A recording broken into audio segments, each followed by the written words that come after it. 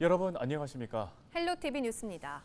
연일 30도가 넘는 무더위가 이어지면서 물놀이 가시는 분들 많습니다. 무엇보다 안전에 유의하셔야겠습니다. 이 계곡이나 하천에선 이맘때 순환사고가 빈번히 발생하고 있어 특히 조심하셔야 합니다. 전소연 기자입니다. 정선군의 한 하천, 소방대원들이 물에 빠진 남성을 구조해 응급조치를 합니다. 하지만 남성은 결국 숨졌습니다.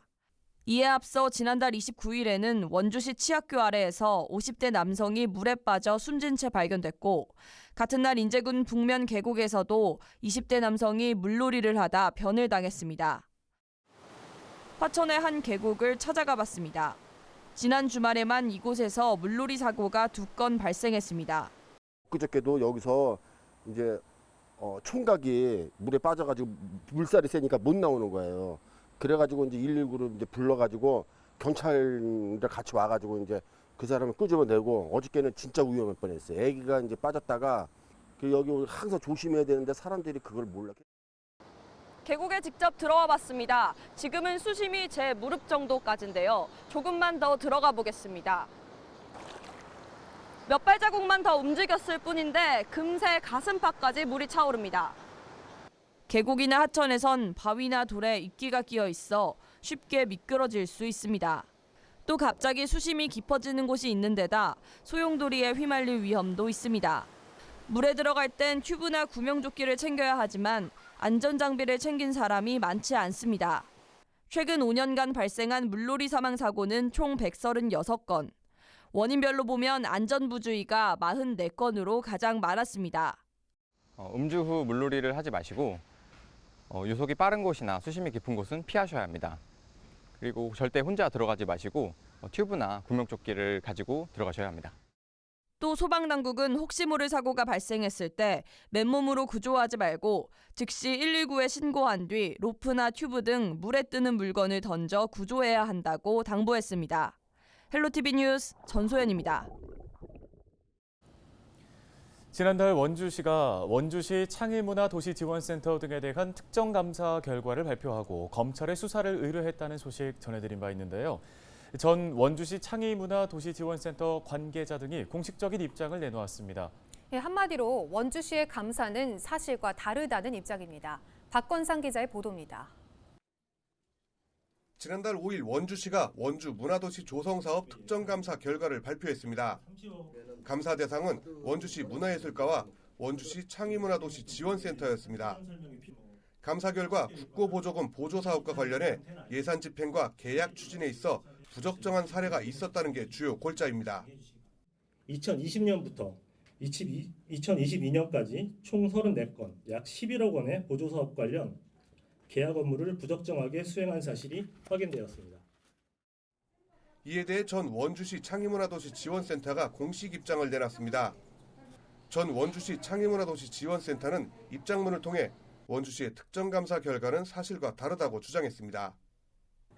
그 감사 결과도 마찬가지로 확인되지 않은 사실이 언론에 바로 노출이 되었기 때문에 명예훼손에 대한 부분에 대한 이제 검토가 이루어지고 있고요.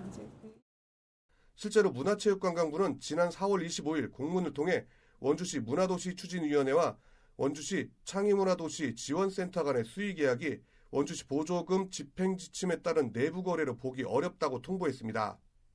일각에서는 원주시의 일련의 행동에 대해 아쉬움을 토로하기도 합니다. 다 같이 끊임없이 회의하면서 노력하면서 방향을 설정하고 진행하고 했던 모든 것들이 갑자기 문제가 있는 행위인 것처럼, 이와 함께 원주시 감사 과정에서도 비밀 유지 의무 위반과 명예훼손 등 위법적인 사실이 드러났다며 대응에 나서겠다고 밝혔습니다. 이에 대해 원주시는 취재진과의 전화통화에서 정상적인 감사였고 수사 의뢰를 한 상태이기 때문에 수사 결과를 지켜볼 예정이라고 일축했습니다. 전 원주시 창의문화도시 지원센터 측은 원주시의 이번 특정감사에 대해서는 국민권익위원회 제소 그리고 위법사항들에 대해서는 고발 조치할 방침이라고 밝혔습니다. 헬로티비 뉴스 박건상입니다. 강릉 지역의 낮 최고 기온이 35도까지 치솟는 등 강원 전역에 찜통더위가 이어졌습니다. 강원지방기상청은 1일 강릉 지역의 낮 최고 기온이 35.1도, 정선 35.9도, 춘천 신북 35.3도 등을 기록했다고 밝혔습니다. 체감온도는 더 올라 홍천군 서면 일대가 36.8도, 화천군 사내면 34.8도, 강릉 34.8도 등을 나타냈습니다. 1일 오후 현재 강원 대부분 지역에는 폭염경보가 내려졌고 태백과 산지에는 폭염주의보가 발령됐습니다. 강원지방기상청은 당분간 체감온도가 35도 내외로 오르는 무더위가 이어질 것으로 전망했습니다. 지난달 24일 헬로티비 뉴스에서 보도했던 삼척 소방관 부당징계 논란과 관련해 전국 공무원 노동조합 강원소방지부가 징계 절차를 밟고 있는 소방관들에 대한 징계 의결을 중단하라고 촉구했습니다. 공무원 노조 강원소방지부는 지난달 31일 성명서를 내고 해당 소방관들에 대한 징계 사유가 부당하다며 사건을 재조사하고 징계 의결을 철회하라고 요구했습니다. 지난 5월 삼척에서는 해양 정화 활동에 나갔던 소방관 1명이 순직했고 당시 함께 활동에 참여했던 팀원 전원은 국가공무원법상 성실의 의무와 복종의 의무를 위반했다는 이유로 징계위원회에 회부됐습니다.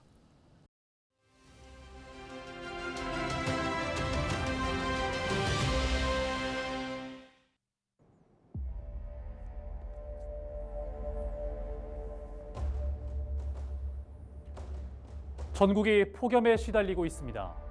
일부 산간 지역 등을 제외하면 전국 토의 90% 이상의 폭염 경보가 내려져 있고 날이 갈수록 온열 질환자들도 급격히 늘고 있습니다. 우리나라뿐만 아니라 전 지구가 폭염을 겪고 있는 상황인데요. 미국에서는 사막 식물인 선인장이 더위를 견디다 못해 집단으로 고사하는가 하면 스위스에서는 만년설이 녹으면서 수십 년 전에 실종됐던 한 산악인의 시신이 드러나기도 했습니다. 세계기상기구는 올해 7월이 역사상 가장 더운 달이었고 향후 5년 내로 올해 7월보다 더운 날씨가 찾아올 것이라고 예상했습니다.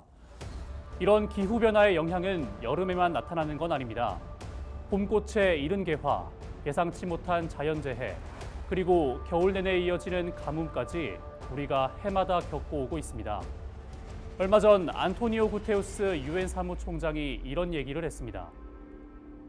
지구온난화 시대가 끝나고 지구가 끓는 시대다. 이 기후변화, 기후위기를 막아내지 못한다면 우리가 기억하는 한반도의 뚜렷한 사계절이 사라질지도 모르겠습니다. 데일리 브리핑이었습니다.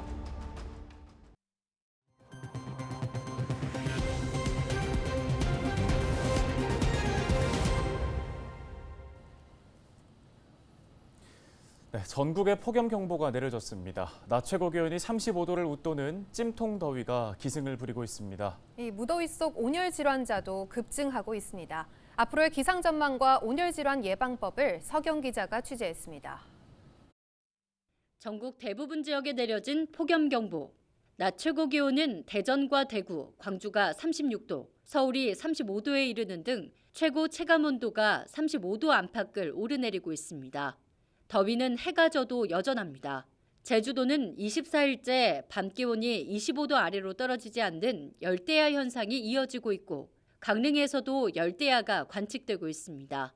기상청은 6호 태풍 카눈이 남쪽에 위치하면서 우리나라에 지속적으로 열기와 수증기를 공급하고 있어 폭염과 열대야가 지속되는 상황이라고 설명했습니다.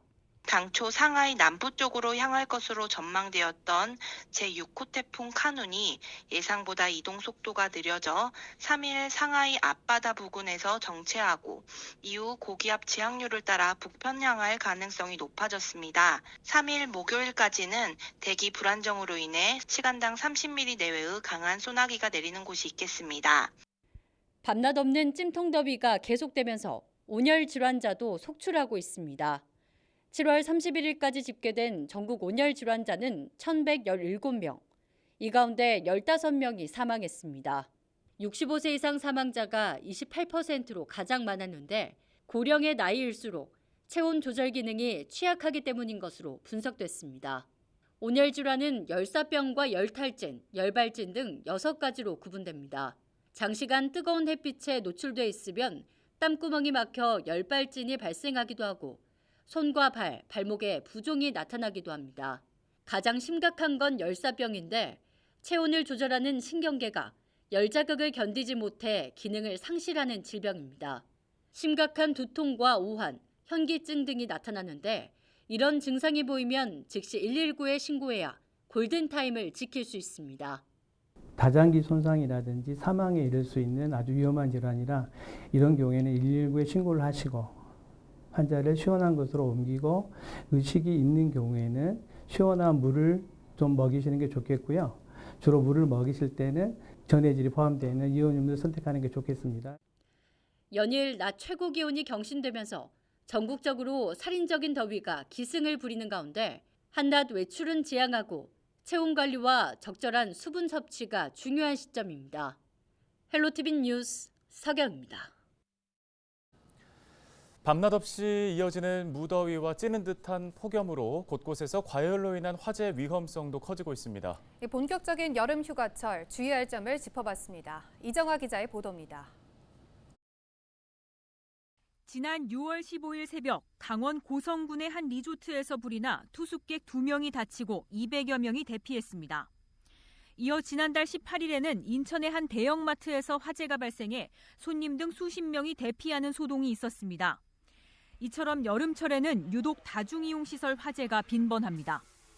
지난 2018년부터 지난해까지 여름철 발생한 화재는 연평균 8,800여 건, 500명 이상이 다치거나 숨졌고 2천억 원 넘는 재산 피해가 났습니다.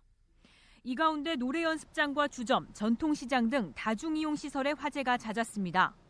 가장 큰 원인은 다름 아닌 전기적 요인. 지난 5년 동안 전기적 요인으로 인해 발생한 화재는 본격적으로 날씨가 더워지는 6월부터 8월 사이에 집중됐습니다.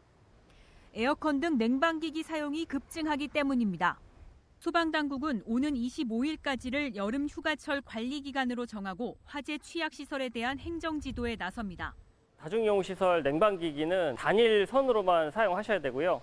이 선이 훼손이 있는지 꼭 확인을 하셔야 됩니다. 먼지가 있는지 확인하셔서 청소를 하셔야 되고요. 실외기 주변에 충분한 공간을 두셔야 되고 또 불볕더위가 장기간 지속되는 상황에서 야영이나 캠핑 시 차량을 이용할 일이 많은데 이때도 각별한 주의가 요구됩니다.